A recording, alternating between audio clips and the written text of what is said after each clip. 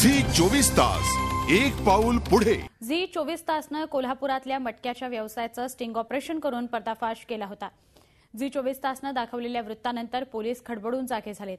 कोल्हापूरचे पोलीस अधीक्षक विजयसिंह जाधव यांनी करवीर आणि शहर डीवायएसपी यांना तातडीनं एसपी ऑफिसमध्ये बोलावून घेतलं आणि दोन्ही अधिकाऱ्यांची कानउघाडणी केली। जिल्ह्यात ज्या ज्या ठिकाणी मटका सुरू आहे त्या ठिकाणी तात्काळ कारवाई करून मटका हद्दपार करा असा आदेश या अधिकाऱ्यांना देण्यात आलाय। त्याचबरोबर ज्या पोलीस स्टेशनच्या हद्दीत मटका सुरू आहे त्या ठिकाणी कारवाई करून दोषी आढळणाऱ्या पोलीस निरीक्षकांची खातेनिहाय चौकशी करू असं आश्वासनही त्यांनी दिलंय। एवढंच नव्हे तर डीवायएसपींनाही आपली जबाबदारी चोख पार पाडा, नाही पाडली तर तुमच्यावरही ॲक्शन घेण्यात येईल असं ठणकावण्यात आलंय।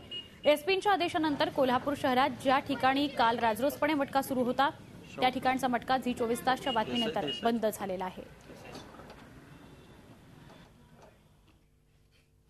मटक्याच्या संदर्भामध्ये काही लोकांना हद्दपार करण्यात आलेला आहे।